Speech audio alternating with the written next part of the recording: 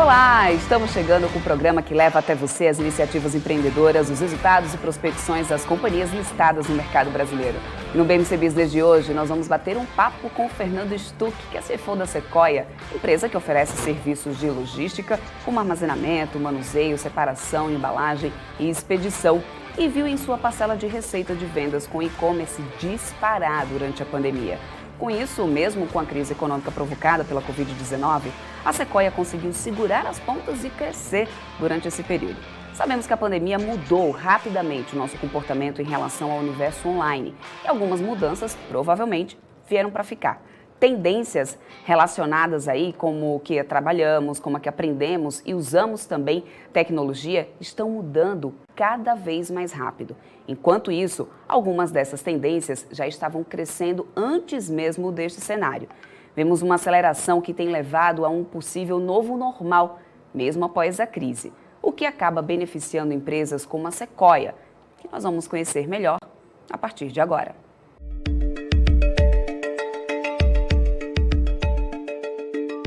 Especializada em logística e distribuição, a Sequoia é a única companhia de LTL B2C com capital aberto na B3, que tem se destacado por sempre buscar aprimoramento contínuo em serviços de logística e transporte.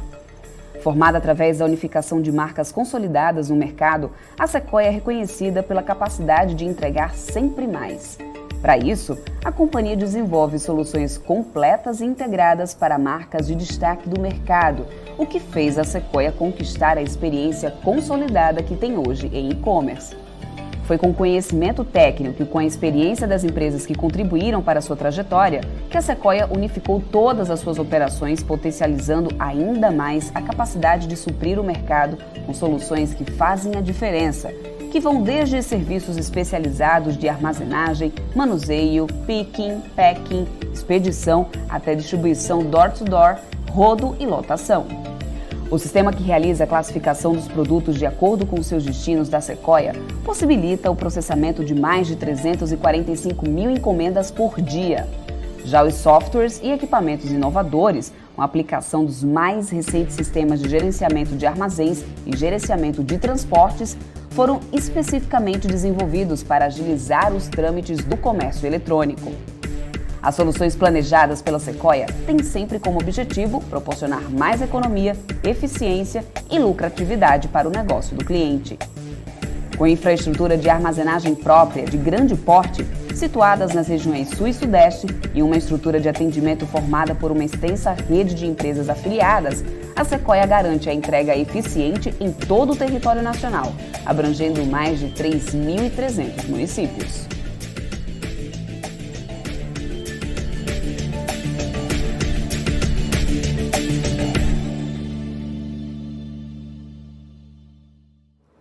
Mas antes da gente bater um papo com o Fernando Stuck, CFO da Sequoia, eu quero trazer o Alex André, especialista de investimentos, meu parceiro aqui de todas as tardes, o BMC Business, que você já conhece. E aí, Alex, dia de falar sobre o setor de logísticas, que, aliás, tem tido grande potencial gerado aí, né, nesses últimos tempos no mercado.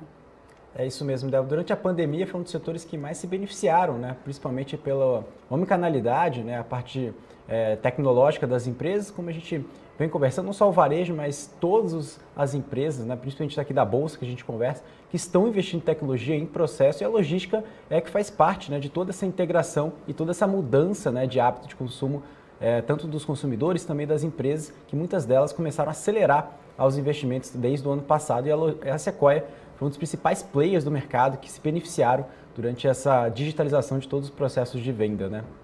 Perfeito, é isso aí, Alex. A gente também ainda vai falar mais aqui sobre o mercado, a gente vai falar ainda hoje aqui sobre a temporada de balanços, trazendo os números da Arezzo, da Marisa, para que vocês possam conhecer mais esses cases aí da B3. Mas antes disso, vamos falar ao vivo aqui com o Fernando, para poder a gente entender exatamente todos os números da companhia. Ele já está aqui ao vivo com a gente. Fernando, seja sempre muito bem-vindo, espaço sempre aberto aqui para a Sequoia. Vamos lá, seja bem-vindo, vamos falar sobre a Sequoia. Muito obrigado, boa tarde a todos. Obrigado pelo convite e pela oportunidade aí de bater um papo com vocês e contar um pouquinho mais aí da Sequoia para todos. Então vamos lá, começando falando um pouquinho sobre a IPO de vocês, né? Vocês ingressaram na B3 em outubro de 2020, quando estavam aí completando 10 anos de existência. Ainda tem pouco tempo, mas o que já mudou na rotina de vocês após o IPO? Mudou bastante coisa, né? A companhia, ela sempre teve uma governança muito forte, né? Então, a Sequoia é investida pelo Warburg Pincus, um dos maiores fundos de investimento do mundo. Então, a gente já tinha uma rotina de governança bem forte, mas, naturalmente, depois da abertura de capital, você acaba tendo uma rotina maior com o investidor, com divulgação de resultado. Então, cada vez mais a gente tem essa interação com o mercado mais intensa, né? Então, que não estava antigamente no nosso dia a dia, agora passa a ser a nossa rotina. E desde o IPO, né, no começo de outubro, as ações da empresa mais do que dobraram, né, de valor. E aí vocês aproveitaram essa valorização, né, para poder, depois de 6 meses, abrir o capital aí na B3, fechar uma nova oferta de ações que movimentou aí quase 900 milhões de reais. Parte desses recursos foram para um fundo, né, e parte também vai ser usado em emissão de novas ações, né? Conta pra gente qual que tem sido essa estratégia aí usada, né, nessa nova oferta de ações. Sim, na verdade, desde o IPO, o que a gente se propôs, o use of procedure do IPO, né, os procedimentos, os recursos lá que a gente ia usar, a gente acabou conseguindo, nesses 6 meses, cumprir o que a gente tinha prometido. Então, a gente continuou investindo bastante no nosso crescimento inorgânico, então as aquisições continuaram, do IPO para o follow-on foram 4 aquisições que a companhia finalizou nesse período. A gente continuou investindo bastante em tecnologia, então compramos aí um parque importante de novos sorters, que são as esteiras automáticas para melhorar o manuseio do nosso produto e o tempo de expedição na ponta. Então, teve um investimento importante. E a última parte dos recursos foi para melhorar a estrutura de capital da companhia, né? Então, conseguiu alongar bastante a nossa estrutura, com custo médio bem mais atrativo. E aí, dado que esses 6 meses a gente conseguiu desempenhar muito bem o que foi prometido, a gente achou que tinha uma oportunidade enorme de continuar crescendo, principalmente no inorgânico, né? Então, tem muita oportunidade de M&A ainda para a gente fazer. A Sequoia hoje é a consolidadora desse mercado, né? Então, foram 10 aquisições na história da companhia já realizadas, todas super integradas e já incorporadas na companhia. Então, a gente tem esse DNA de crescimento inorgânico, e a gente viu agora que depois do IPO com os recursos a gente conseguiu acelerar isso, e o follow-on serviu justamente para isso, para a gente conseguir continuar nesse crescimento, continuar nesse pace de aquisição. Perfeito, né? Bom, vocês, falando de aquisições, né, com mais detalhes aí, vamos entender um pouquinho mais do que isso. Vocês anunciaram desde o IPO 4 aquisições, que somaram aí 682 milhões em receita, né? Como que está a sinergia e o processo de integração após essas aquisições? De cara, vocês já conseguiram aumentar a cobertura geográfica, né, com isso? Sim, na verdade a gente conseguiu, as aquisições, a gente fez 2 bem próximo do IPO, então essas já estão com as sinergias mais andadas, com o processo de integração super avançado, que foi a aquisição da Prime e da Direcional. As 2 inauguraram o segmento de e-commerce pesado na Sequoia, né? Então a Sequoia não tinha essa categoria de e-commerce pesado, a gente tinha a categoria de e-commerce leve. A gente inaugura com Direcional e Prime o e-commerce pesado. Ao nosso ver, eram as 2 melhores empresas do mercado no pesado, então a gente já entra de forma relevante nesse mercado, com faturamento aí somado das 2, 2020, mais de 400 milhões de reais, então realmente a gente vem de forma relevante aí nesse mercado de e-commerce pesado. E as 2 outras, uma foi a Plimor, que foi a nossa última aquisição, é uma empresa que tem uma forte presença no sul do país, olhando os segmentos de e-commerce e LTL, que é o B2B fracionado, é o que a gente chama de frete retorno, né? A Sequoia sempre teve uma demanda muito forte de entregas do sudeste para o sul do país. E com a Plimor agora a gente tem esse retorno. Então tem o frete do sul para o sudeste. Então, naturalmente, a gente vai adensar ainda mais nossas rotas, melhorar o lead time e o custo para os nossos clientes. E a última aquisição, que foi a Frenet, inaugurando o nosso segmento de Logtech. A Frenet é uma plataforma de contratação de frete super interessante, que tem uma sinergia e uma aderência muito, muito, muito importante com o nosso produto lançado no fim do ano passado, que é o SFX, o Ship From Anywhere. Então, a gente está muito, muito feliz e muito otimista aí com essas novas aquisições. Perfeito. Fernando, eu quero trazer aqui para o nosso bate-papo o Alex André, ele também tem perguntas aqui para você. Alex. Fernando, uma pergunta aqui falando que atualmente vocês têm um pipeline, né, de 2 bilhões de reais, 2 bilhões e meio de reais em receita bruta adicional, né? Ou seja, um crescimento inorgânico que deve continuar sendo uma prioridade para vocês no curto prazo, né? E qual dessa importância do crescimento inorgânico, né, engatando essa pergunta, em relação também do crescimento orgânico que também, né, a companhia também tem ainda a acrescentar, olhando o cenário como que a gente está observando em retomada da economia e também em relação da digitalização dos processos das companhias, né? Acho que é super legal a sua pergunta, André. A gente tem sempre, acho que um dos fatores de sucesso da companhia tem sido equilibrar muito bem o orgânico com o inorgânico. Então, a Sequoia cresce organicamente, 2/3 do seu crescimento vem do orgânico e 1/3 do inorgânico. Então, conseguir balancear isso tem sido um dos fatores de sucesso do nosso crescimento. E do inorgânico, como você perguntou, a gente tinha um pipeline de 2 bi aproximadamente, fizemos 2,5 bi, fizemos essas aquisições, 650 milhões, 680 milhões aproximadamente, e temos mais 1,8 bi de pipeline na frente. Desse pipeline, a gente tem mais 3 oportunidades já no curtíssimo prazo, já com o MOU assinado, com o memorando de entendimento assinado, já em fase de due diligence. Então, muito provavelmente, se as due diligence forem satisfatórias e os processos andarem de acordo com o que a gente espera, a gente deve anunciar aí nos próximos meses mais algumas aquisições. Elas estão balanceadas agora em empresas de tecnologia e empresas tradicionais de logística. Então, a gente está muito aí otimista com o pipeline e com o que vem pela frente. Obrigado, Fernando. Agora uma outra pergunta, falando um pouco de resultado, né? Vocês apresentaram uma evolução da margem bruta em relação ao primeiro trimestre aí de 2020. Isso foi reflexo do aumento da produtividade, ganho de escala da operação? Como que vocês justificam esse aumento? É exatamente isso. Então, a gente tem esse crescimento vem dessa... Quando eu falei automação, é justamente para isso, para a gente melhorar cada vez mais o manuseio. Com isso, a gente diminui o custo unitário da nossa última milha, né? Porque faz parte do processo esse manuseio, melhorando também o lead time, o tempo de entrega para os nossos clientes. Então, parte desse ganho vem justamente desse investimento em tecnologia e em automação que a companhia vem fazendo. Naturalmente, a Sequoia não é uma empresa que foca em crescimento da margem bruta, porque dentro do nosso modelo de negócio, o interessante para a gente é sempre repassar esse ganho de escala para o nosso cliente.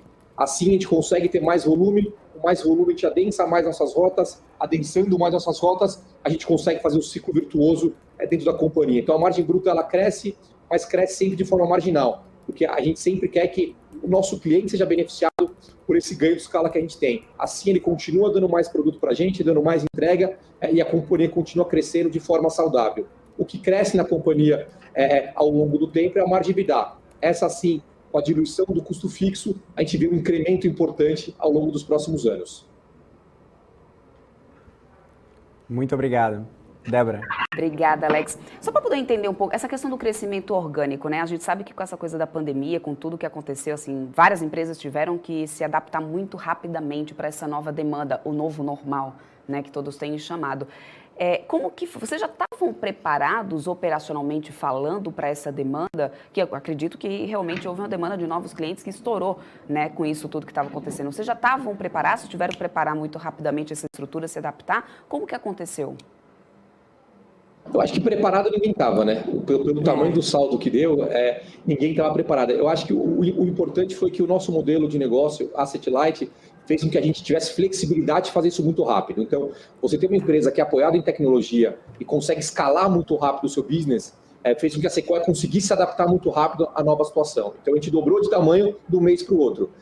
Isso só aconteceu porque a gente tem um modelo muito flexível, apoiado super em tecnologia. Então, naturalmente, a gente já previu um crescimento no ano, independente da pandemia ou não, então já estava esperando um crescimento, não da magnitude que foi da pandemia, mas a gente conseguiu testar nosso modelo de negócio, a gente brinca que foi a prova de fogo do modelo, foi a pandemia, né? A gente conseguiu crescer de forma saudável, continuando entregando um bom nível de serviço para os nossos clientes, continuando prestando um bom serviço para o consumidor final. Em geral, o mercado de logística, né, que atende esse e-commerce hoje é ineficiente, se for comparar tudo que existe. São poucos competidores, uma série de burocracias, além de uma infraestrutura limitada em estradas, portos, aeroportos que a gente ainda tem aqui no país. Qual que é o diferencial da Sequoia para sair na frente disso? Eu acho que é essa combinação que eu falei para você. Então, você tem um modelo leve, conseguir ter flexibilidade para crescer quando precisa, com muita tecnologia. A Sequoia ela não entrou no e-commerce agora na pandemia. A origem da Sequoia é do e-commerce. Então, o Armando Marquesan, quando fundou a companhia, ele já fundou uma empresa para prestar serviço para e-commerce. Então, desde a fundação, a gente vem investindo no e-commerce e vem investindo nas plataformas. Então, esse sempre é o diferencial. E um outro diferencial foi que a companhia nunca focou suas rotas só para as grandes capitais. A gente sempre fez a nossa malha toda para fora das grandes capitais. Então, como vocês mencionaram aí, a gente atende mais de 3.300 cidades de forma direta. Então, a gente é um parceiro muito estratégico para os nossos clientes. A gente consegue dar essa demanda. Então, o que cresceu? Você vai imaginar, o e-commerce nas grandes capitais já tinha uma penetração. Naturalmente, cresceu bastante. Mas cresceu muito mais nos interiores, que é onde as pessoas não tinham acesso a e-commerce e a demanda. E aí, isso, a Sequoia foi o grande parceiro estratégico dos clientes. Porque eu já tinha uma malha muito boa, uma rede muito interessante, e aí eu consegui entregar um produto rápido e com grande eficiência para os meus clientes. Então, ter essa malha nacional, essa malha própria, faz com que a companhia tenha um diferencial muito grande. Tecnologia e malha faz a Sequoia ser diferente e conseguir entregar mais rápido com mais qualidade. Então, exatamente. Inclusive, seria essa a minha próxima pergunta. Como que vocês estão fazendo para manter controle e qualidade de estrutura, então, aliado à tecnologia, é isso? Exatamente isso. Então, a gente tem todo o nosso projeto com a tecnologia como alicerce. Então, a gente brinca que a gente é uma startup de tecnologia, no fim das contas, né? São 10 anos ainda, então a gente ainda está começando o nosso ciclo de crescimento, a gente acha que tem muito potencial pela frente, e quando a gente começa a olhar um pouco o Logitech, é justamente isso, né? A gente desenvolveu tudo dentro de casa, então, dos 11 sistemas que a companhia tem, 9 são desenvolvidos dentro de casa, e agora a gente quer beber um pouco do que o mercado tem para oferecer, né? O mundo de Logitech cresceu bastante pós-pandemia, e tem bastante coisa legal para a gente olhar hoje, para olhar o próximo movimento. Então, a companhia tem posicionado como uma grande empresa de tecnologia e sempre olhando para o futuro, para o crescimento. Uhum. Você acha que o aumento da taxa de juros pode desacelerar o ritmo do crescimento do e-commerce? Vocês estão sentindo isso de alguma forma na demanda de vocês? A gente não tem sentido, tá? Então, a gente tem continuado o sentido do e-commerce crescendo naturalmente, não no patamar que cresceu no ano passado, foi realmente um patamar fora do esperado, mas a gente continua, acho que como você diz, o e-commerce mudou de patamar, né? Então, ele subiu o patamar e ainda é muito pouco penetrado no Brasil. Então, tem muito espaço para ele continuar crescendo. Então, a gente acha que ele continua crescendo ao longo dos próximos anos. Naturalmente, num patamar diferente, que foi 2020, mas continua aí com bom crescimento ao longo dos próximos anos.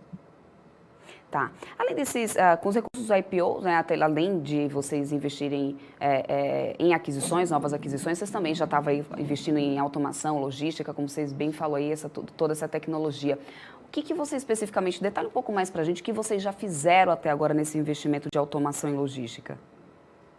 A gente comprou, no fim do ano passado, 22 novos sorters, que são as esteiras que eu comentei, para colocar em bases operacionais nossas. Desses 22, já tem parte deles entregue, já começaram a ser instalados e parametrizados dentro das nossas unidades. Então, a gente termina o ano com mais ou menos 30 sorters espalhados ao longo do Brasil. Então, a Sequoia vai ser a empresa com o maior número de automação aí, do setor de logística. E a gente está nesse trabalho. Então, capacitar cada vez mais nossa base, para assim ter um custo mais competitivo e conseguir uma entrega mais rápida e mais eficiente. Então, sempre que você põe um sorter numa base, você tem um custo de manuseio 50% melhor, geralmente com um dia ganho de produtividade. Então, você consegue entregar um dia mais rápido para o seu consumidor final, que esse é sempre o nosso objetivo. Perfeito. Eu vou trazer aqui o Alex de volta, ele tem mais perguntas aqui para você, Alex. Fernando, uma pergunta em relação, né, às novas aquisições da Sequoia. Como que funciona a relação da sinergia, né, das últimas aquisições? E como que vocês enxergam também uma outra pergunta relacionada mais a cenário, né, uma pergunta mais top-down, como que vocês enxergam a infraestrutura do Brasil em relação ao aumento da capacidade logística, né, como e-commerce? Ou seja, o Brasil não é uma grande referência em logística em relação à infraestrutura, né? Tem muito ainda a melhorar, investimentos.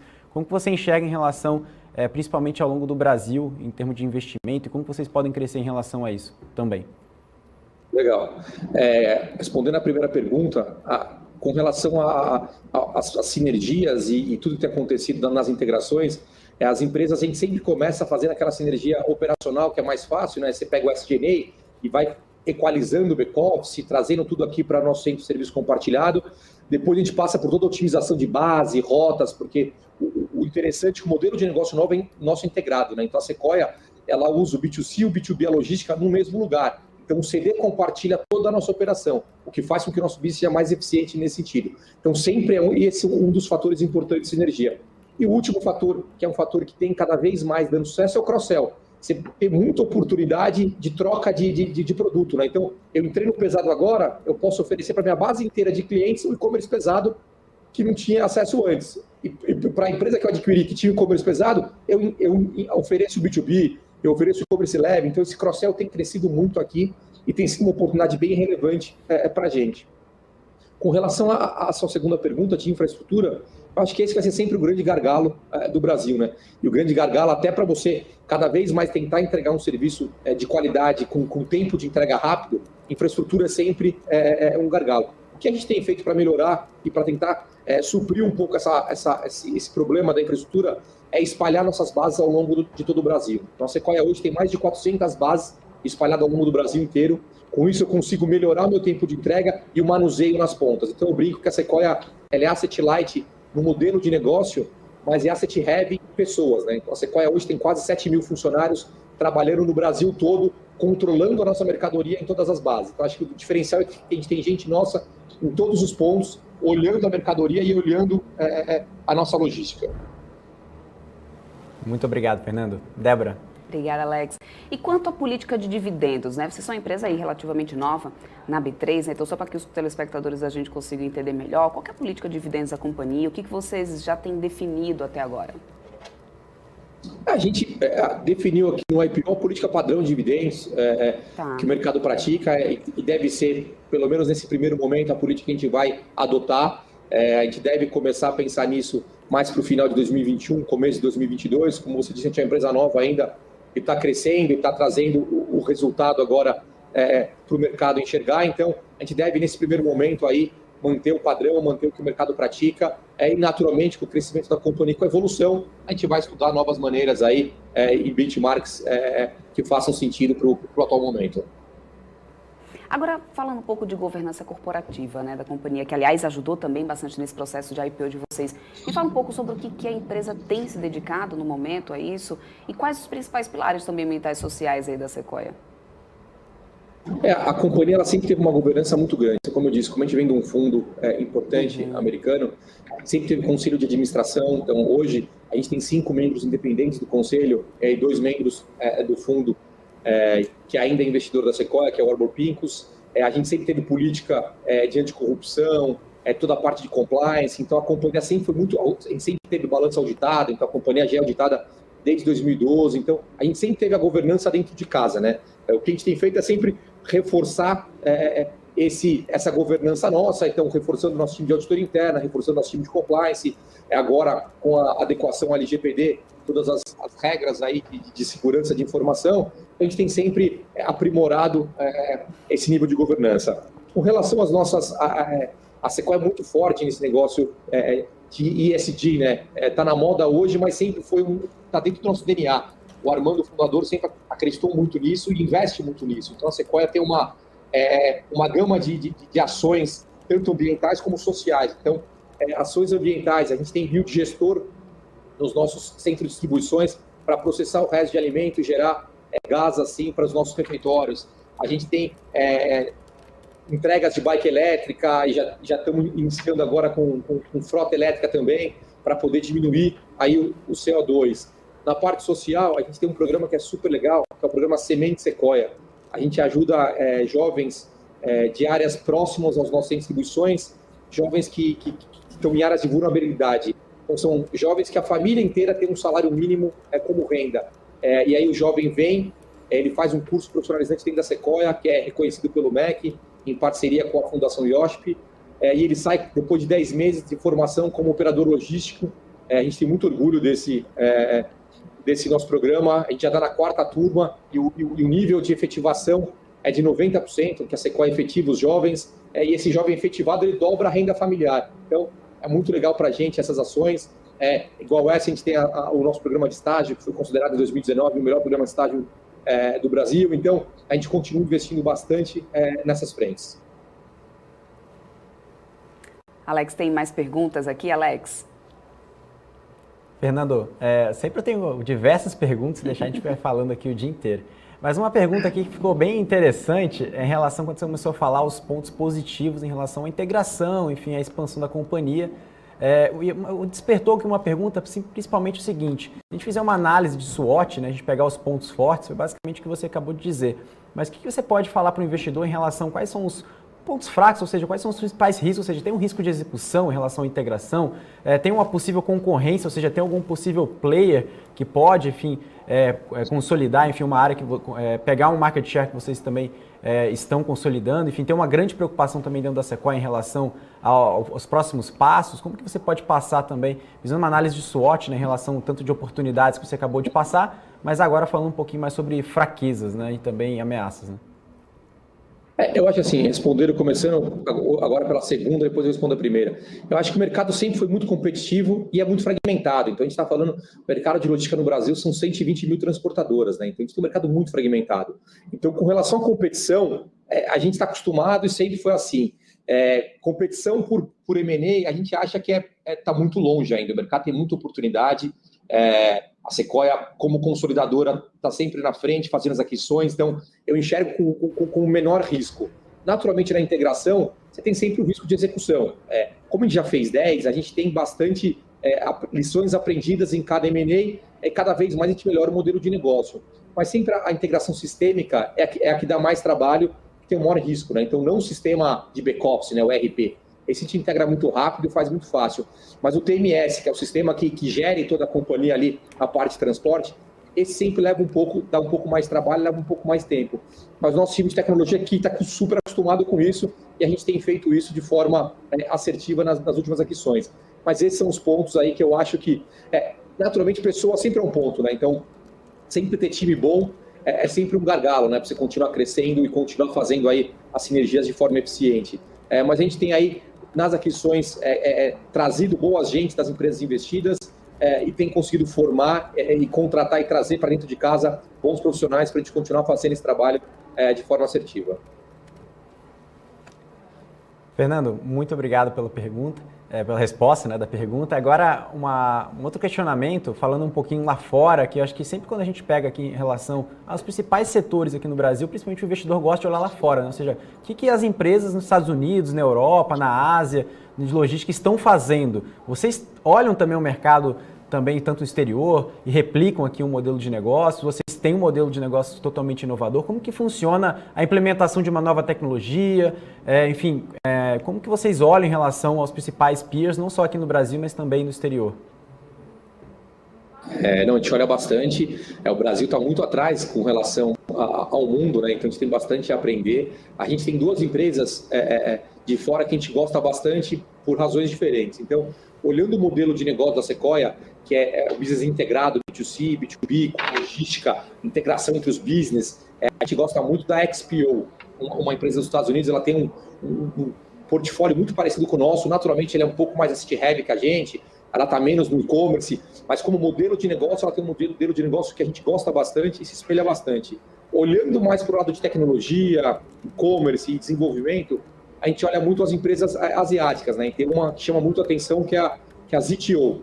Então, a ZTO é uma empresa que a gente gosta bastante também. Ela é uma empresa que tem muita tecnologia, ela investe bastante aí nessa entrega, ela é muito forte no e-commerce. Então, essas são as duas empresas que a gente se espelha e que a gente olha bastante aí lá fora, mas a gente monitora todas as empresas e vai sempre olhando o que elas têm feito e buscando trazer o que o Brasil dá, né? Porque, como você disse, o Brasil é diferente do resto do mundo, né? Então, a gente tem um problema rodoviário muito grande de infraestrutura, então a gente tem que adaptar um pouco as soluções aqui, tropicalizar, como todo mundo fala, aqui para o Brasil as soluções. Muito legal, Fernando. Agora, uma outra pergunta em relação, você estava falando em relação a veículos, né, em relação a elétricos, né, ou seja, a transformação. A gente está vendo principalmente também na Europa, né, Alemanha, Paris, diversos países, né, já colocando metas, né, que vão trocar, né, todos os seus carros, enfim, caminhões, sendo elétricos. Como vocês enxergam aqui no Brasil? Também realmente não é uma grande referência, né? E isso pode mudar em relação a custo, enfim, não só na parte ambiental, mas também vocês enxergam como que deve ser essa velocidade, né, de veículos elétricos aqui no Brasil e como isso pode impactar tanto margem, pode impactar positivamente, negativamente, além do impacto ambiental que todo mundo sabe, né? Eu acho que o impacto que a gente consegue prever é o ambiental. Todos os outros vai depender muito da infraestrutura, de como o governo vai encarar isso e vai ajudar, porque o Brasil tem muito pouca infraestrutura hoje, né? Então, se você tem um carro de passeio elétrico hoje, já é difícil você carregar esse carro, né? Você tem poucos lugares que tem postos de carregamento, de carregar. Você não tem nas estradas postos de gasolina com carregador. Então, mesmo a produção de carro elétrico ainda é muito incipiente no Brasil. Então, com relação, com certeza, à emissão de CO2 e essa economia, a gente tem um ganho muito importante. Todos os outros ainda é muito incipiente a gente falar alguma coisa, porque está muito no começo, né? Então, a gente está começando esse processo ainda, tem muito pouco carro elétrico disponível, caminhão ainda menos ainda, que é mais difícil entender as baterias, quanto tempo, onde carrega. O Brasil é muito grande e precisa ter infraestrutura para isso dar certo. Então, ainda tem muita incerteza com relação a esse fator. Eu acho que a diminuição do CO2, que é o mais importante, esse realmente vai ter um impacto enorme, mas os outros a gente ainda está num trabalho de estudo, né? Então, estamos começando com a frota, estamos estudando, estamos entendendo o que o mercado tem trazido de novidades e até o que o governo vai incentivar, né? Como é que ele vai... porque você citou muito a Alemanha, os países lá fora, o governo incentiva muito, né? Então, isso é muito do governo para a população. Então, aqui teria que ser igual, né? A gente tem que ter uma política pública muito importante nesse sentido para a gente poder conseguir realmente entender o que vai acontecer e como a gente consegue crescer de forma sustentável nesse sentido. Legal, Fernando. Agora, uma outra pergunta em relação a clientes, né, produtos, teve uma mudança muito drástica em relação ao comportamento do consumidor durante a pandemia, né, 2020 até agora em 2021. E vocês aí dentro da Sequoia, vocês observaram uma mudança muito grande em relação a mix de sortimento de produtos, tanto de novos clientes que vocês estavam até falando, clientes que vocês não estavam atendendo, né, que estão uma demanda mais nova.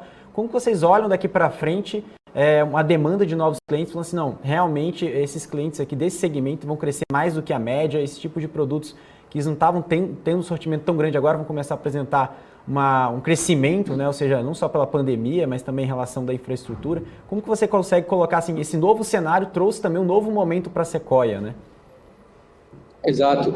Eu acho que mudou a cultura do consumidor, né? Então, eu acho que no primeiro momento você teve uma aceleração muito grande de produtos para home office, né? Então, tudo ligado ao home office, teve uma demanda muito forte nessa primeira onda, as pessoas trazendo computador, periféricos, televisões, arrumando o espaço de trabalho, na cadeira, a mesa, você tem um sortimento muito grande.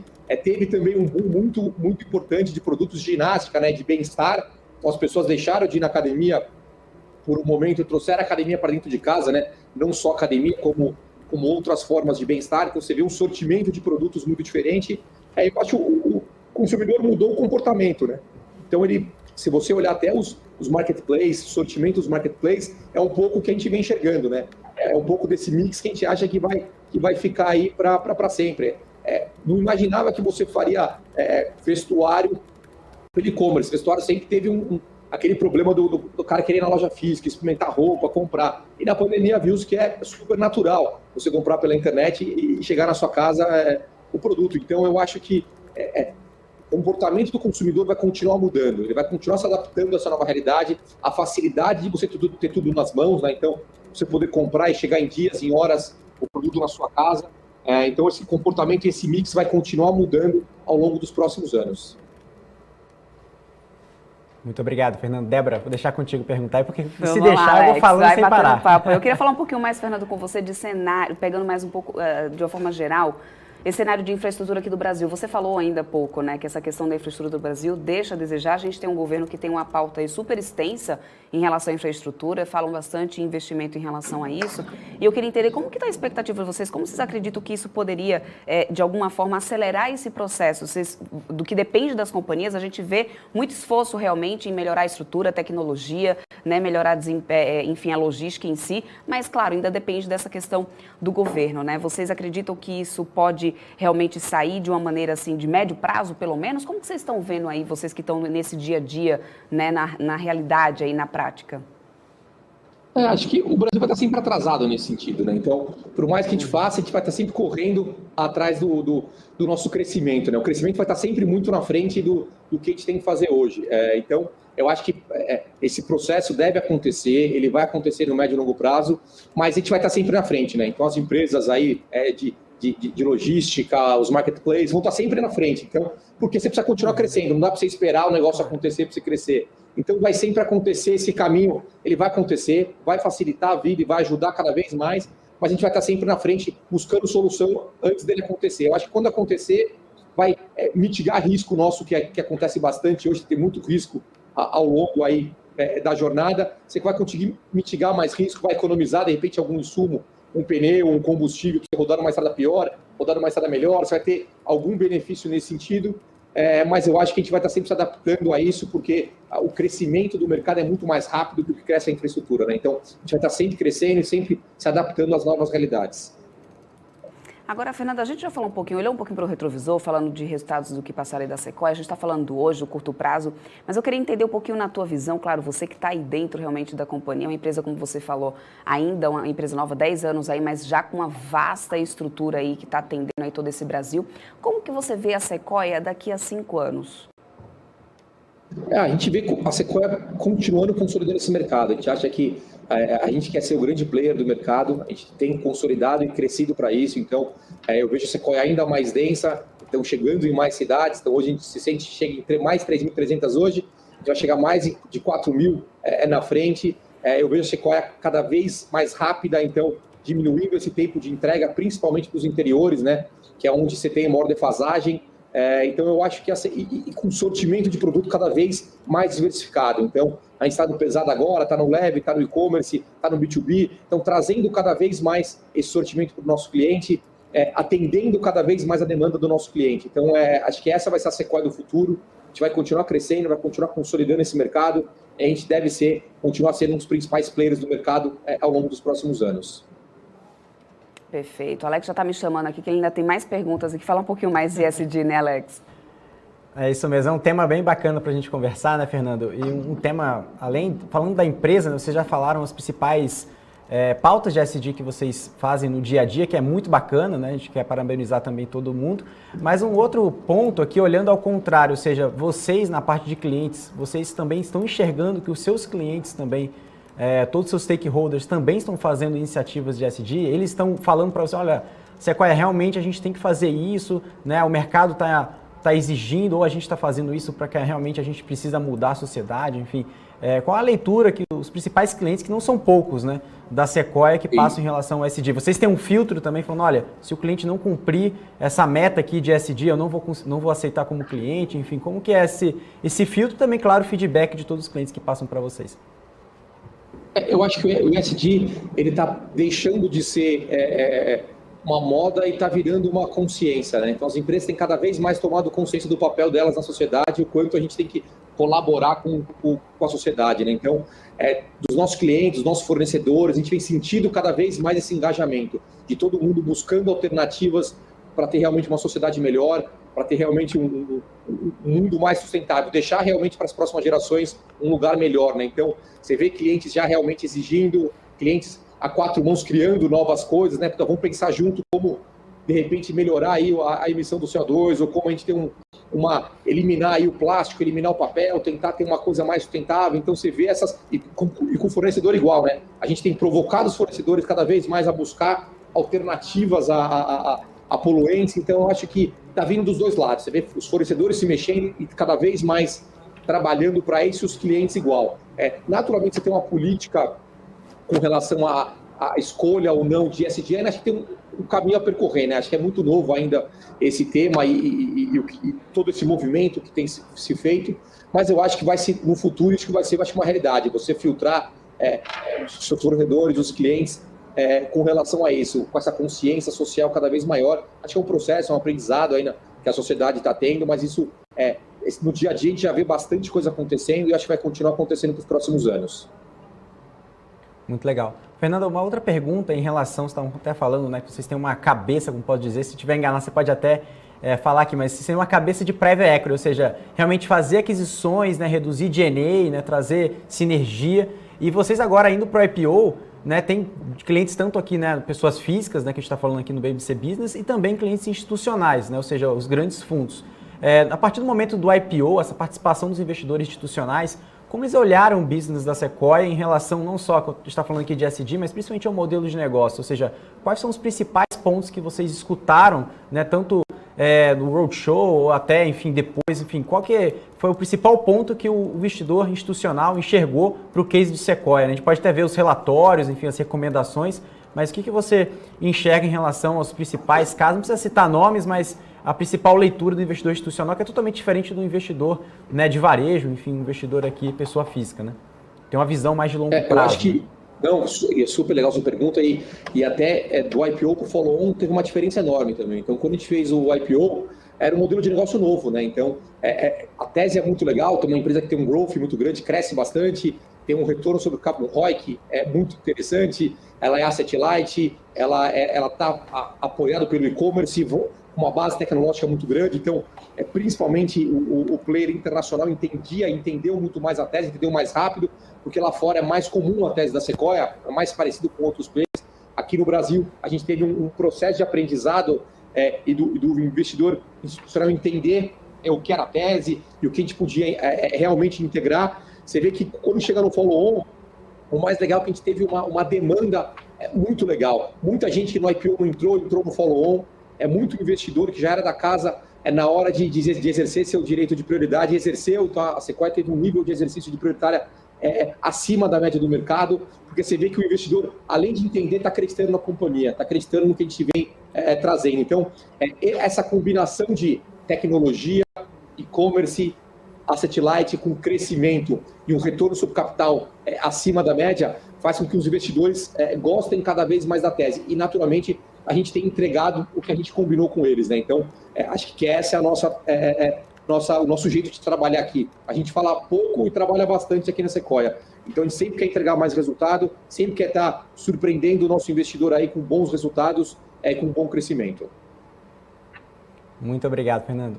Débora, tem alguma pergunta aí? Tenho sim, vamos lá. Eu queria perguntar um pouquinho, a gente até já falou isso algumas vezes, abordou isso algumas vezes aqui na BMC, essa questão da estrutura de armazenagem que o país tem, né? De galpões, inclusive, por exemplo, é uma coisa que a gente sabe que ainda é deficiente no Brasil. Houve, claro, esse estouro na demanda, como a gente falou também nessa questão logística, que vocês, né, rapidamente aí já conseguiram se adaptar. Mas quanto a essa questão de galpões e armazenagem, né? Como vocês veem isso como alguma barreira, assim, nesse momento? Como que vocês têm feito para poder se adequar a essa questão, porque a gente sabe que ainda existe aí um vácuo muito grande no país em estrutura para esse tipo, né, de processo que é preciso, principalmente quando se trata de e-commerce, né? Sim. A gente vê como uma oportunidade. A gente tem bastante, acho que as empresas principais líderes aí nesse segmento têm feito um bom trabalho, então você vê bastante coisa chegando nova, bastante coisa boa, né? Então bastante galpão bom, novo. Então a gente ainda não vê como um risco nesse sentido, tem muita oportunidade ainda de melhorar. A gente tem consolidado, cada aquisição que você faz, você consolida, sai de 2 galpão pequeno, vai para um galpão maior, ou sai de 2, 3 galpões, vai para um quinto maior. Então a gente vê como uma oportunidade, ainda tem bastante coisa interessante. Eu acho que sim, o Brasil tem muito a crescer nesse sentido, mas acho que ainda tem bastante oportunidade, tem vamos dizer assim, uma capacidade ociosa ainda que dá para a gente ocupar ainda bastante coisa, e as empresas têm corrido atrás, né? Então a gente está ocupando a capacidade e elas têm entregue mais metros quadrados a cada ano. Então acho que a gente tem conseguido equilibrar bem isso e tem conseguido crescer de forma legal nesse sentido. Perfeito, Fernando. Só para a gente se caminhando aqui para a reta final do nosso papo, Alex tem mais uma última pergunta para você. Fernando, agora só para falar um pouquinho principalmente sobre os galpões, né, logísticos aqui no Brasil, a gente vê aqui uma diferença muito grande, né, não só lá fora, mas aqui no Brasil a gente vê uma grande, um avanço, né, em galpões ali, né, em formato BTS, né, ou seja, são galpões simplesmente são construídos para os próprios clientes, né, ou seja, e também contratos de longuíssimo prazo.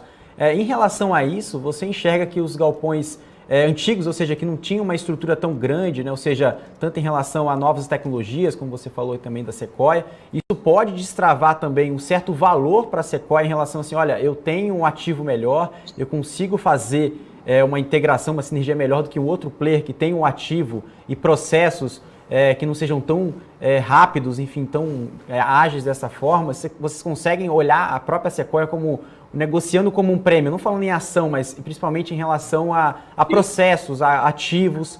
Isso pode aumentar cada vez mais em relação aos investimentos que vocês vão fazendo? Pode sim. Isso vai dar cada vez mais competitividade para a gente, né? Então, sempre um galpão novo, um galpão bem estruturado, que tem doca suficiente, que tem, você consegue entrar e sair de forma ágil. Então, isso conta tudo, né? O tempo de caminhão hoje é 1 hora que você perde, o caminhão ficou na fila, que não conseguiu parar numa doca, às vezes um dia que você perde na hora de entregar. Então, você ter um lugar mais moderno, mais pronto para entrar e para sair, com docas compatíveis com a necessidade que a gente vai precisando, com certeza vai fazer com que a gente dê um salto aí de produtividade ao longo do tempo. Já tem dado, né? Então a gente tem cada vez mais alugado e se posicionado em grandes galpões, então a gente tem grandes parceiros logísticos nesse sentido, mas cada vez mais isso é um diferencial. Então, um galpão antigo, você tem toda a dificuldade de entrar, de sair, de armazenar, então é sempre uma dificuldade. Quanto mais o galpão ele é específico, e ele ganha tecnologia, e ganha essa capacidade de fazer o novo diferente, para a gente é melhor, a gente ganha produtividade, a gente ganha eficiência. Então, sim, acho que tem aí um valor escondidinho aí que ele pode cada vez mais aparecer à medida que os galpões estão sendo entregues, à medida que esse parque está sendo aí refeito. Com certeza, abrir uma janela de opcionalidades, né? Tanto para todos os stakeholders. Exatamente. Né? Muito obrigado. Fernando, eu vou deixar para a Débora aqui para fazer as considerações finais. Exatamente isso, Fernando. Eu Obrigado quero, claro, você, primeiro, André. antes de tudo, agradecer a sua participação, mas também pedir para que você deixe as suas considerações aí para todos os telespectadores, né? E também, quem sabe, quem ainda não é acionista da companhia, futuros acionistas aí da Sequoia, o que você deixa de considerações finais para eles? Não, primeiro, eu agradecer aí pela oportunidade, mais uma vez, de falar com vocês, de estar aqui contando um pouquinho mais da companhia. Eu acho que o que a gente deixa aqui é uma mensagem de otimismo, a gente continuar trabalhando muito para a companhia continuar crescendo, para a gente continuar consolidando esse mercado com muita tecnologia, mas, acima de tudo, com muita disciplina, tentando fazer sempre, seguir nossa estratégia aí, nosso plano à risca, e a gente está muito otimista com o futuro e o que vem pela frente, tá? Muito obrigado aí mais uma vez. E sempre que precisar, é só chamar, que a gente vai estar à disposição. E a gente aqui de portas abertas aí para poder ouvir sobre qualquer novidade da Sequoia, para a gente bater um papo aqui sobre a companhia. Até uma próxima, Fernando. Muito obrigado, até mais. Tchau, tchau. Esse foi o Fernando Stuck, esse foi da Sequoia. Espero que vocês tenham gostado bastante desse papo aí sobre a companhia. Agora, para poder a gente falar mais sobre o setor e também sobre a própria Sequoia, a gente vai conversar com o estrategista da Guide, Luiz Salles, que também já está aqui com a gente. Luiz, seja muito bem-vindo aqui no BMC Business, que ótimo ter você aqui. Não sei se você conseguiu pegar aí um pouquinho do papo aí com a Sequoia, mas para o BTG Pactual, por exemplo, a Sequoia entregou mais do que o que tinha prometido na época de sua oferta inicial, né? E apesar do desempenho das ações da empresa desde a realização do follow-on terem frustrado porque os analistas do banco lá atrás, eles permanecem muito otimistas, né, sobre a atuação da Sequoia nos próximos meses. E você concorda com isso? Você também está otimista para a Sequoia?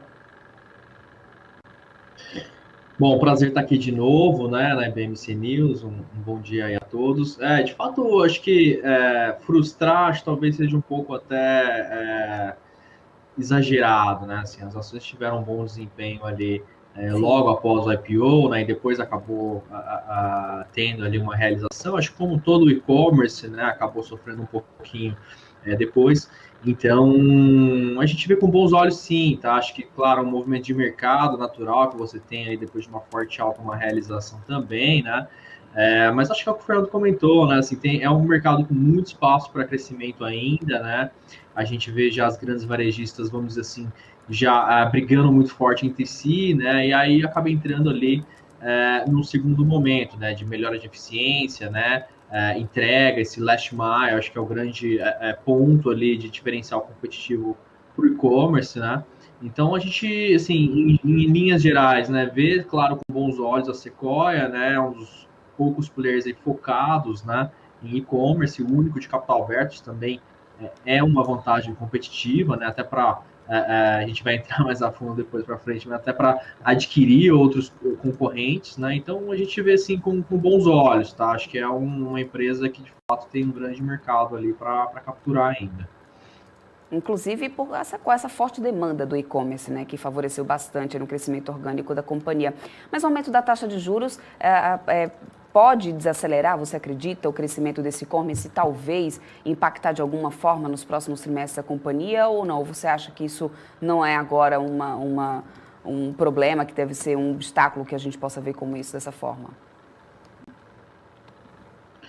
Assim, o aumento dos juros sempre acaba inibindo um pouco o consumo, né? A gente sabe que é de fato uma métrica importante, né? Que afeta o consumo, embora a gente veja que esses juros devem voltar ali com um patamar de 6, 6,5, que ainda no histórico brasileiro, né? É um patamar ainda, vamos dizer assim, estimulativo, tá?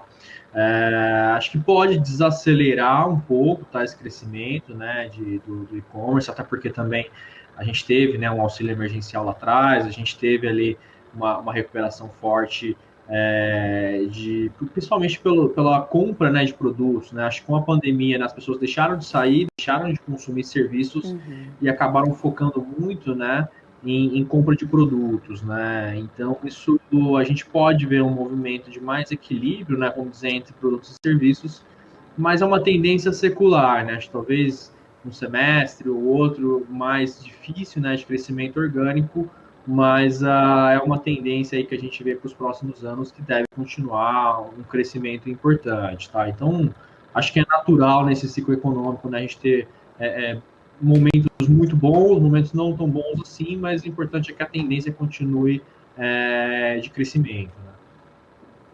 Perfeito. Agora, em termos de crescimento inorgânico, né, com um pipeline aí de 2,5 bilhões de reais em receita bruta adicional, acredita que a melhor estratégia é manter isso no radar e no curto prazo, esse crescimento inorgânico? Eu acho que é uma maneira mais rápida e fácil, né, vamos dizer assim, de crescer, de fato, via M&As, né, aquisições. Como eu comentei, né, acho que outros players menores, né, que não têm capital aberto, né, então acho que é uma oportunidade interessante, né, da Sequoia aproveitar que é uma companhia de capital aberto e utilizar, né, esses recursos, essas fontes de financiamento aí mais baratas, né, do que os outros players, para, de fato, consolidar o mercado, né, acho que essa é uma estratégia interessante, mas sem descartar ali, de fato, na integração dessas aquisições, né, e conseguir fazer com que essas companhias adquiridas tragam também ali algum valor para a companhia consiga crescer e não depender só apenas do inorgânico. Acho que o inorgânico acelera esse processo, né, traz ali outras competências, né, que é importante também, mas também o mercado olha muito para o crescimento orgânico, né, o crescimento fora aquisições, acho que também vai ser avaliado, até porque é um mercado em crescimento, né? Então, se a empresa só cresce via inorgânico, tem alguma coisa errada também, né? E o mercado de e-commerce inteiro crescendo. Tá.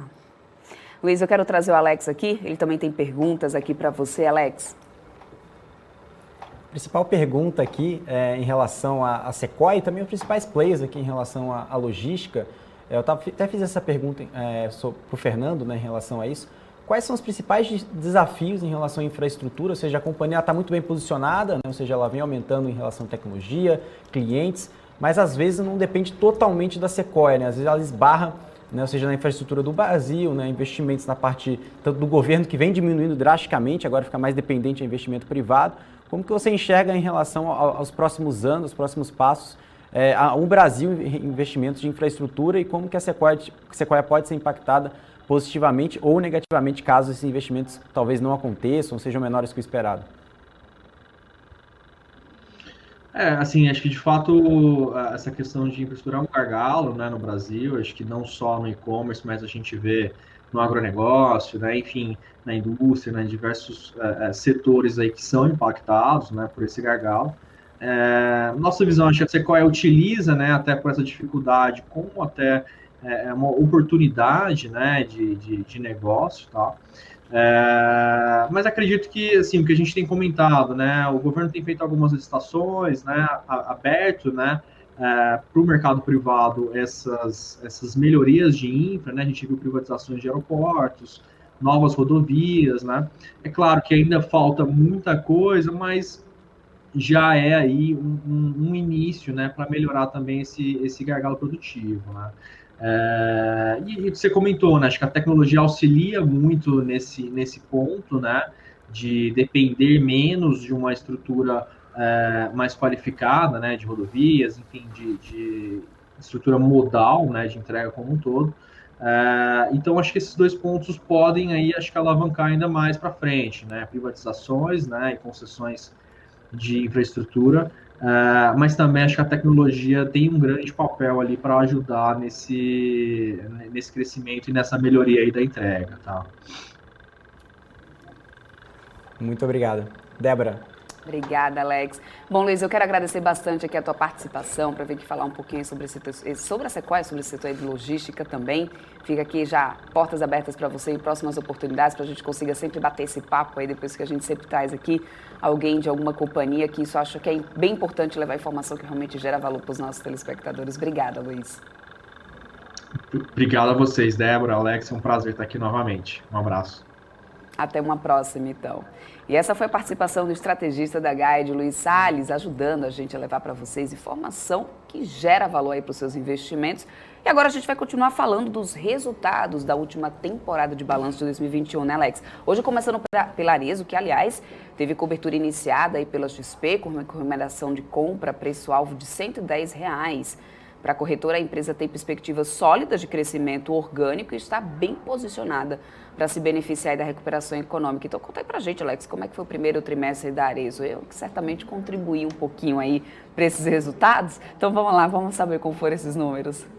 Legal, Débora. E também só para ressaltar, né, o time da XP Investimentos, né, até a Dani Eiger, né, que a gente até conversou recentemente, a Dani sempre aqui na BMC News, e é liderado pelo time dela, que deu aí um price target para da XP referente à Arezzo. E não é só a XP, mas também outros players, também grandes institucionais, que vem tendo cobertura tanto para a Arezzo, agora revisando o price target depois das últimas aquisições, também a leitura da companhia em relação a crescimento aos próximos passos, como a gente vai falar aqui nessa apresentação de hoje. Então vamos colocar aqui a apresentação na tela, Débora, para a gente destacar os principais pontos, não só do primeiro trimestre, mas a mensagem da companhia. A gente vai destacar aqui o que foi falado na videoconferência, né? O próprio Alexandre Birman, né, o CEO da companhia, disse. Né? Então a gente tem aqui a forte performance no primeiro trimestre de 2021. A gente destaca aqui alguns números financeiros, né, como o número do EBITDA, né, a geração de caixa operacional, de mais de 64,7 milhões de reais.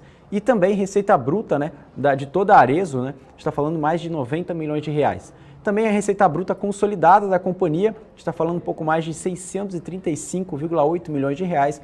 E a receita bruta de e-commerce, que também, né, ultrapassa 158, quase 159 milhões de reais. A participação no web commerce, ou seja, a participação das vendas online em referente às vendas totais da companhia, representa quase 30%, 27,7%. E também, né, a margem bruta aumentou mais de 410 basis points. Tá? Então, é muito interessante para a gente destacar um pouquinho mais o crescimento, né, da participação das vendas online nas vendas da Arezzo. Tá? Então, em relação aqui, falando um pouquinho mais sobre as receitas brutas de multimarca, ultrapassam também 153,8 milhões de reais. E por último, a gente tem aqui o lucro líquido, né, que chegou quase a 30 milhões de reais, 29,7 milhões de reais. No próximo slide, a gente vai falar um pouquinho mais dessa força digital, inclusive tem até um foguete aqui atrás, né, dessa apresentação, ou seja, um crescimento exponencial, né, que representa não só nesse slide, mas nos próximos que a gente vai destacar aqui, tá bom? Então vamos lá, o primeiro a gente tem aqui, né, em relação a novos clientes captados, a gente está falando de mais de 300 mil clientes captados, tá? Dá em torno de quase 6% de crescimento em relação ao primeiro trimestre de 2020. Em relação à participação do aplicativo da vendedora no sell-out das lojas físicas, 32,5%, tá? Também a relação de contatos de vendedores, a gente está falando de 6,4 milhões de contatos de vendedores no primeiro trimestre de 2021. Também tem um conceito chamado de on-time delivery, tá? Chegando a 97,4%. E também clientes com compras digitais, 171 mil clientes com compras digitais. Também dá em torno de 110% de crescimento. Tá? E também o volume de compras de heavy users, ou seja, são clientes que compram muitas vezes nas plataformas, tanto digitais, claro que teve um aumento muito forte, principalmente, né, com atitudes aí promocionais de marketing da companhia e também novas campanhas incentivando aí o consumo dos clientes que já são fidelizados com a marca e também principalmente com a retomada da economia, as vendas também físicas que contribuem no resultado.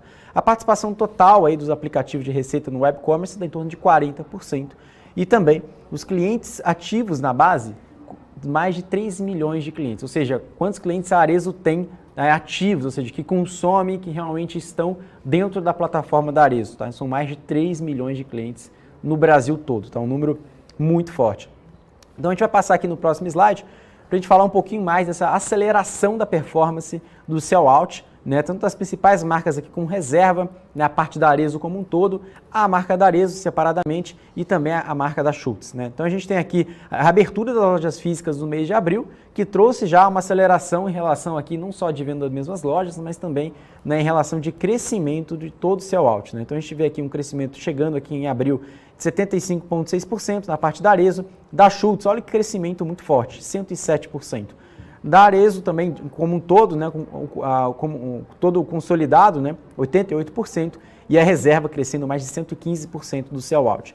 Também colocando aqui ótimos resultados com a reabertura do canal físico, então a companhia destaca 3 indicadores. Primeiro, o Arezzo, né, consolidada, né, destacou aqui um aumento de 88%, como a gente colocou aqui nesse gráfico, né, azul, mas esse azul clarinho, e também 111,1%, né, colocando tanto a Arezzo, né, em reabertura de lojas físicas e também após reabertura, né, das lojas físicas, a companhia cresceu, referente a 2019, né, lembrando aqui o primeiro TRI de 2019, cresceu 143,3%, ou seja, a companhia crescendo muito, muito forte, que traz uma demanda reprimida muito grande e também, consequentemente, né, os clientes que gostam de comprar nos canais físicos e também tem essa opcionalidade agora, né, de omnicanalidade, que traz uma força no resultado tanto de vendas, tanto de sell-out, cada vez mais relevante, tá? Então a gente vai passar aqui no próximo slide para a gente falar tanto de mercado interno, de mercado externo, né? A gente tem aqui nessa tabela, né, muito interessante, que a gente fala tanto de franquias, web commerce, também de exportações, né, multimarcas e também de operações nos Estados Unidos, tá? Então a gente vai destacar um pouquinho mais sobre isso, que também dá uma relação de receita bruta no primeiro trimestre, que foi um pouco mais de 635,8 milhões de reais, um crescimento de 36,7% referente ao primeiro trimestre de 2020, tá? Então a gente tem aqui também outros indicadores, né, em relação excluindo o faturamento da Arezzo, né, de todo o conglomerado. A gente fala aqui que a receita bruta no mercado interno apresentou um crescimento de 20,6% e o crescimento de web commerce, olha que interessante, a gente está falando aqui principalmente que excluindo o faturamento da Arezzo, né, como um todo, a gente está falando que a receita bruta no mercado interno apresentou um crescimento de 20%. Tá, mas o crescimento de e-commerce foi quanto? 148,9%. Tá? Então a gente está falando que os patamares estão muito elevados. A gente está falando aqui um patamares de receita no trimestre de 158,9 milhões. E também, né, a Arezzo Coco registrou aí uma receita bruta de 90,2 milhões de reais, né, referente aqui no primeiro trimestre de 2021. E também um crescimento no canal multimarcas de mais de 34,7%. E a recuperação do canal de franquias, a gente observa ali um aumento tímido, mas já positivo de 2,8% referente ao primeiro trimestre de 2020, tá? Então aqui a gente tem a tabela, né? Essa tabela aqui é bem interessante, esse gráfico, né? Que coloca aqui principalmente as partes das franquias, web commerce, lojas próprias, exportações multimarcas e operações nos Estados Unidos.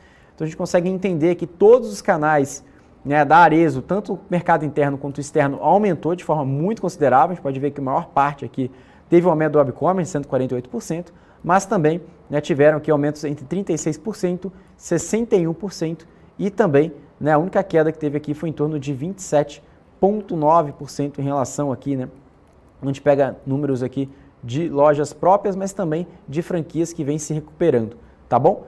Então vamos lá, vamos passar para o próximo slide para a gente destacar um pouquinho mais sobre o lucro bruto, né, e também a relação do EBITDA ajustado da companhia. Então a gente vê aqui, né, o lucro bruto, né, que aumentou 45%, chegando em 249,9 milhões de reais, quase 250 milhões de reais. E a gente vê também a margem, né, crescendo para 50%. Aqui a gente vê o EBITDA, né, a margem EBITDA também aumentando 3,4 pontos percentuais, chegando a 13%.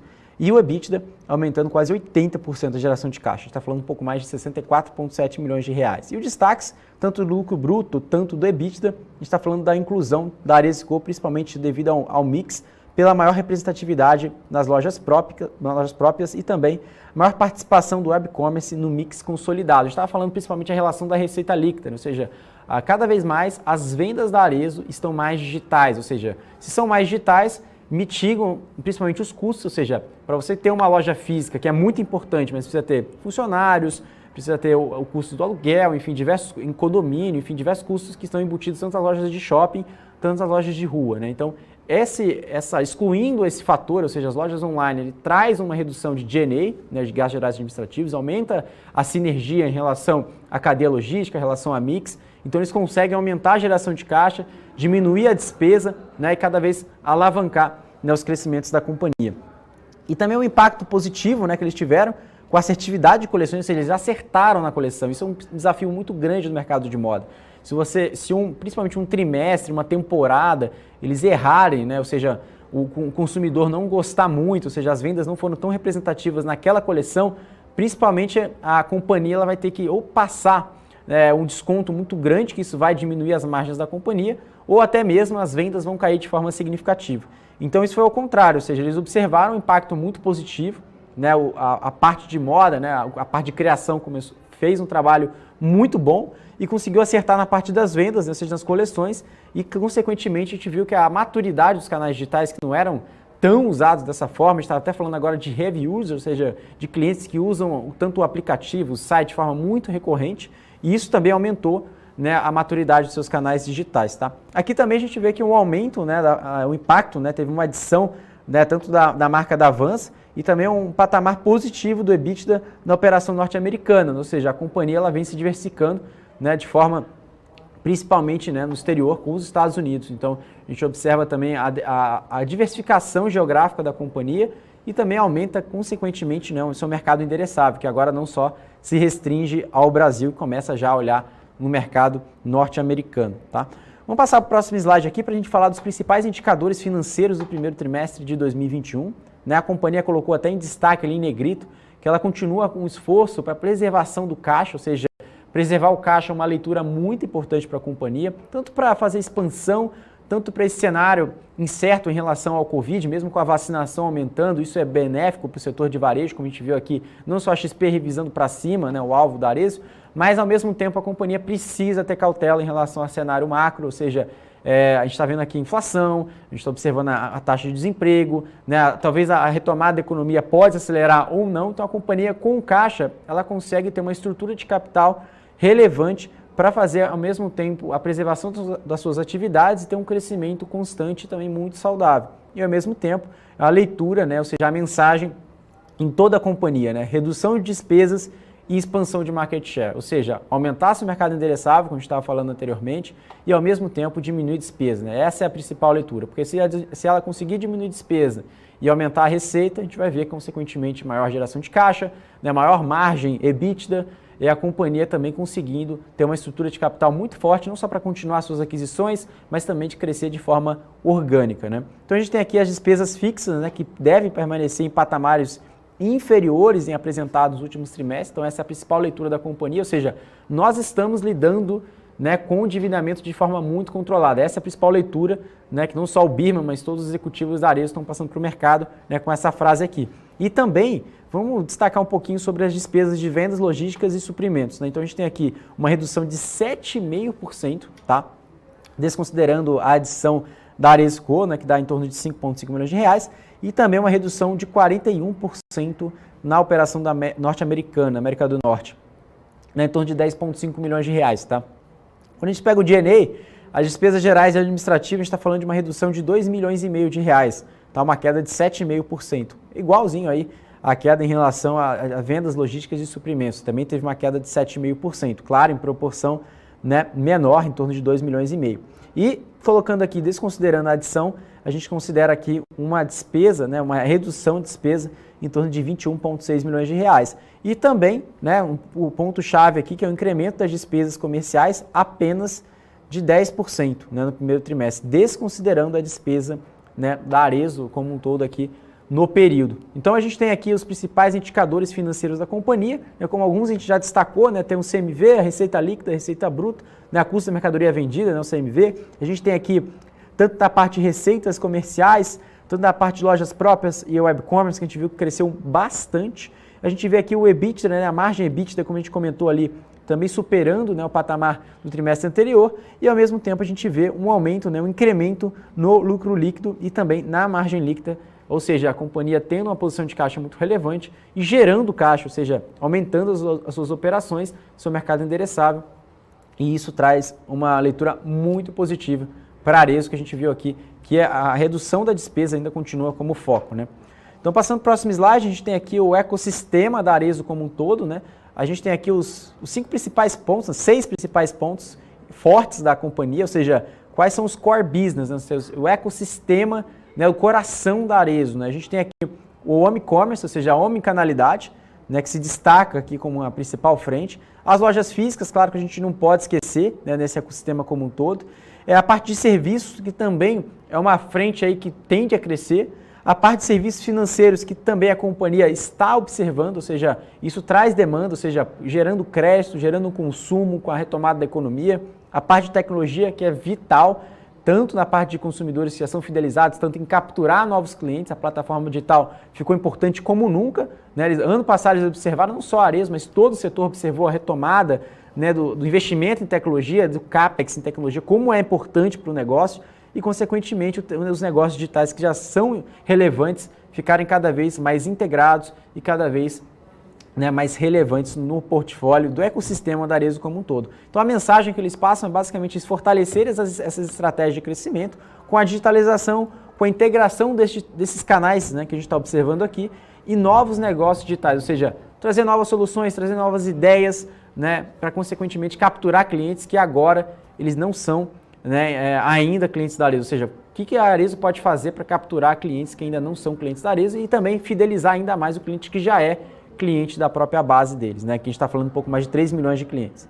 Aqui no próximo slide, a gente fala aqui que traz uma ampla oportunidade de escalar, né, o que eles chamam de arsenal digital, né? Então, a receita digital da Arezzo, né, tirando aqui, excluindo o web, né, ou seja, a gente vê aqui que a Arezzo como um todo, 45% do sell-out de lojas físicas no primeiro trimestre, e também a gente vê que a receita de ferramentas digitais mais o app da vendedora nos últimos 12 meses deu em torno de 483,8 milhões de reais. Tá? Se você não consegue tangibilizar isso, olha que interessante.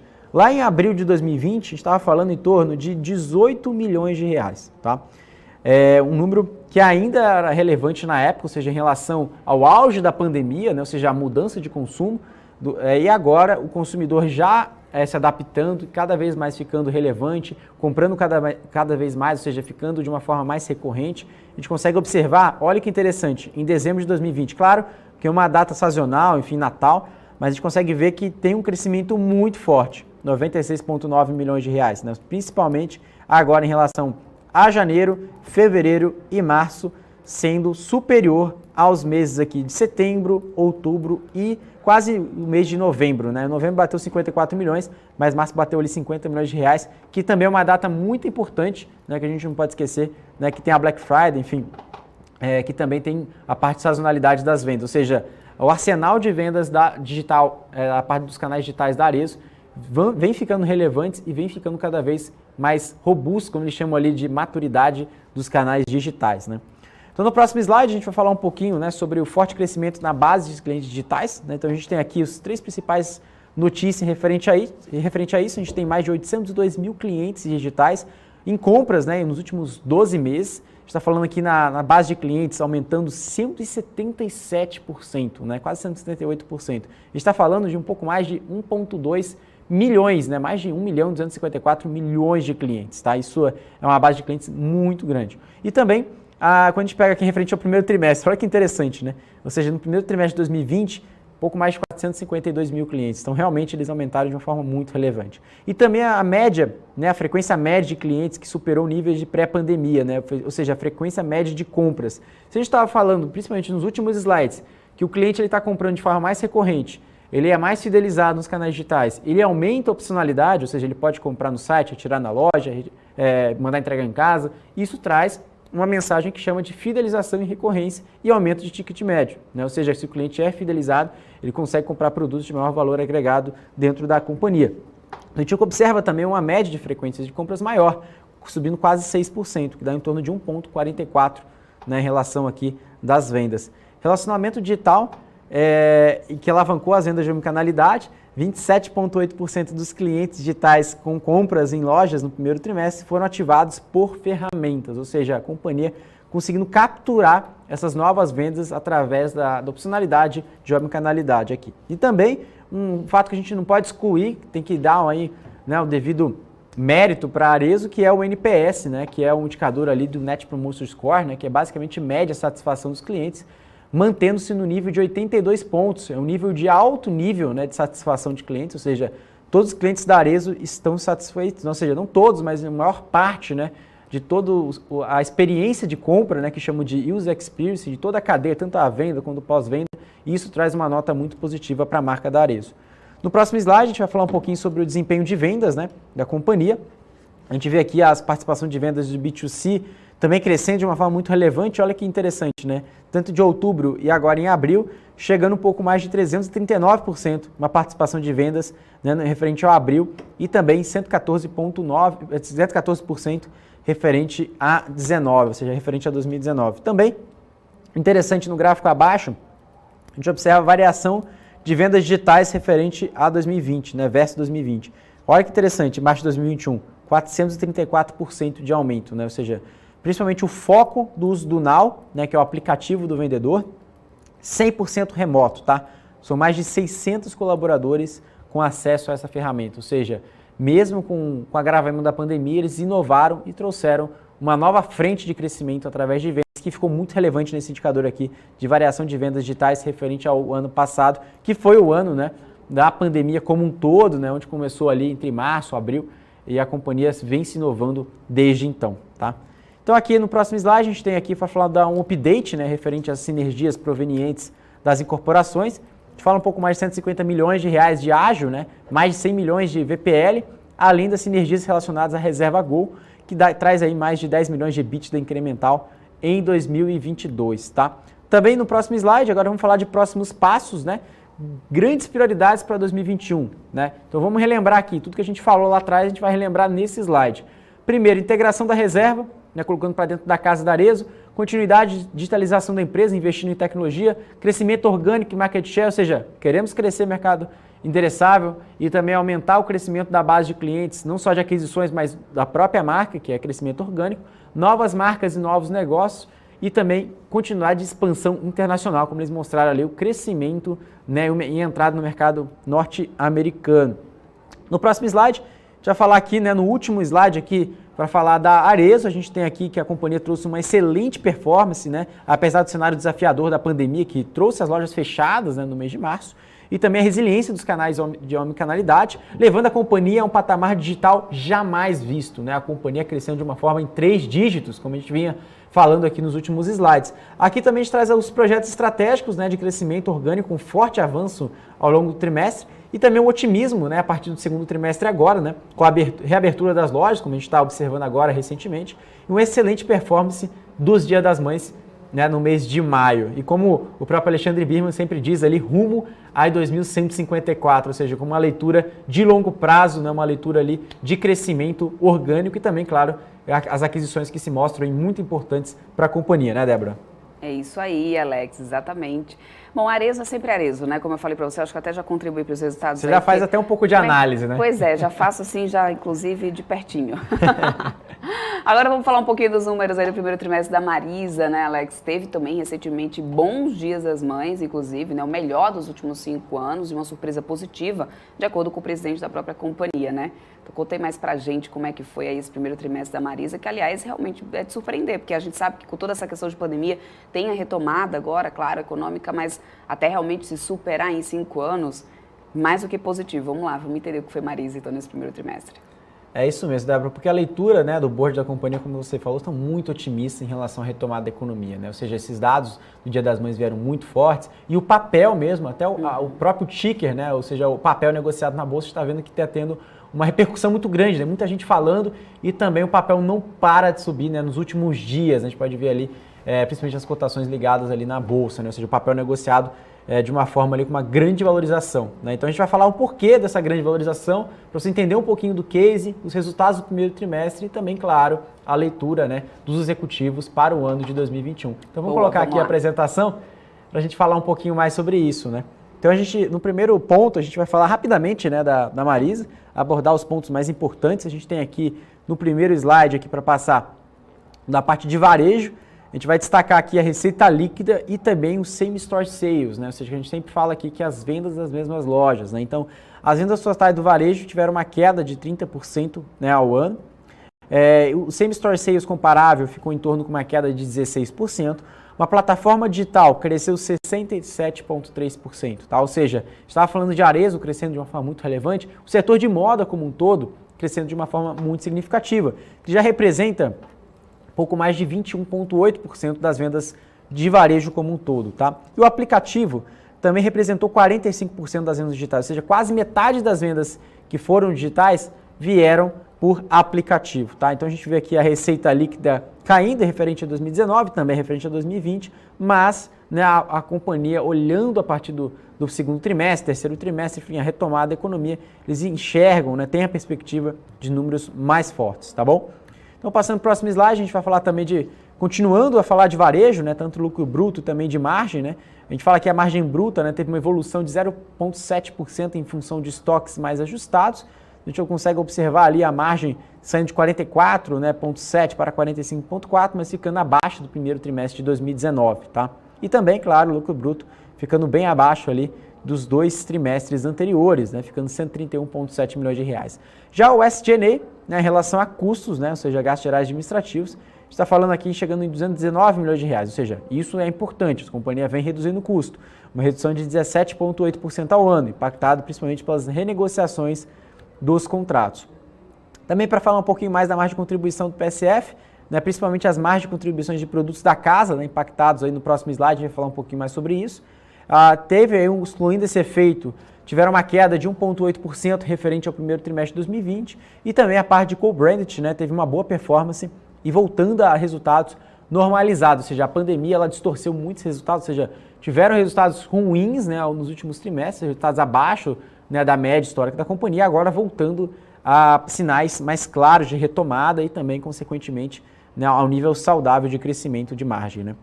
Aqui no próximo slide, a gente vai falar um pouquinho mais sobre a perda sobre a carteira, né? A gente tem aqui referente sobre tanto a perda sobre a carteira em si, a gente está falando em torno de 6%, e também, quando a gente destaca aqui, né, os índices prospectivos, né, que teve uma leve alta de março, mas já foram adotadas medidas adicionais de cobrança, ou seja, para cada vez mais essa carteira de crédito ficar mais saudável, diminuir a inadimplência e aumentar o recebimento. Então, a perda sobre a carteira, porém, né, tem no menor nível da carteira, mas tem boas rolagens e também níveis de provisões muito saudáveis. Quando a gente pega aqui nesse gráfico, né, o primeiro gráfico aqui em cima, que pega aqui os números, o percentual das vendas, né, pela carteira bruta e também as perdas líquidas referente aqui, uma razão da carteira bruta, né? Então a gente vê aqui os indicadores que vêm aí ficando, claro, ainda acima dos níveis de 2019, mas abaixo ali do primeiro trimestre de 2020, tá?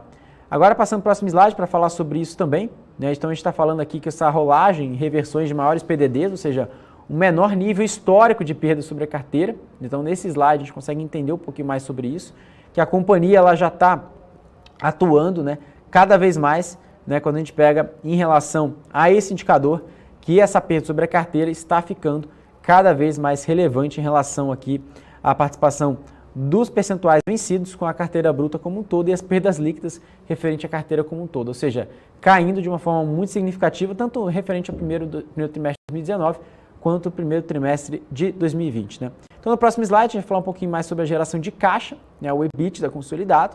Esse resultado foi impactado principalmente pela boa performance da operação de PSF, como a gente falou ali, ou seja, a companhia aumentando, né, a geração de caixa, mas ao mesmo tempo, né, não ficou num nível tão atraente referente ao anos anteriores, ou seja, vem melhorando os números, vem ficando números muito fortes, mas também a companhia enxerga que ainda tem grande chance ainda de crescer esse indicador ao longo dos próximos trimestres, tá? Agora a gente vai falar um pouquinho mais sobre o resultado líquido, né, da Marisa. A gente fala aqui que o resultado líquido no próximo slide trouxe os impactos da pandemia sobre ambas as operações, mas já demonstrando evolução. Então, qual é a principal mensagem em todos os indicadores que a gente apresentou aqui durante o programa? Ou seja, os indicadores ainda não voltaram, a maioria dos indicadores ainda não voltaram ao patamar pré-pandemia, mas estão já mostrando sinalização que poderão voltar caso, né, as vendas da Marisa, enfim, o cenário macroeconômico, a vacinação apresente melhor. Então isso já vai demonstrar principalmente um crescimento de margem e também, consequentemente, um aumento de lucro líquido e geração de caixa da companhia. Tá? E por último, a gente tem aqui, né, o slide para falar sobre fluxo de caixa. Né, a geração de caixa operacional foi impactada positivamente pelo melhor resultado do período. Tem uma posição saudável de caixa, né, ou seja, a gente consegue observar aqui nessa tabela, a gente vê aqui uma dívida líquida com mais de 391 milhões de reais. E um saldo final de caixa, a gente está comentando aqui um pouco mais de 725 milhões de reais saldo final de caixa, saldo inicial de caixa e saldo final de caixa um pouco mais de 251 milhões de reais. Né? Então a gente vê aqui o EBITDA, também tem os números aqui da geração bruta de caixa, né? Contando com investimentos, também o capital de giro, que traz aí uma posição muito saudável, ou seja, a companhia ela consegue manter a estrutura de capital de uma forma muito relevante, não só para crescer de forma orgânica, mas também, claro, endereçar os investimentos e crescer cada vez mais em relação à retomada econômica, né, Débora? É isso aí, Alex. Resultados aí do primeiro trimestre. Daqui a pouquinho também já começa a segunda temporada de balanço, segundo trimestre, né, da temporada de balanço. A gente também vai ficar de olho por aqui, mas o BMC Business dessa vez vai acabando, chegando ao final, mas amanhã tem mais. Muito obrigado, Débora. Obrigado a todos que estão aqui na equipe da BMC News fazendo acontecer e também, claro, a você que sempre nos acompanha nas redes sociais, também aqui no BMC Business. A gente está sempre aqui ligadinho no comentário de todo mundo e também, claro, deixando agradecer sempre, né, todo mundo que participa e também está sempre ao vivo aqui todos os dias. Débora. É isso aí, Alex. Obrigada. Até amanhã. Eu também vou ficando por aqui. Lembrando que você pode continuar acompanhando as notícias do mercado nas redes sociais da BMC News, também no nosso portal, porque aqui nós temos informação que gera valor para o seu investimento. Eu, Débora Oliveira, vejo você amanhã. Obrigada pela sua audiência. Tchau, tchau.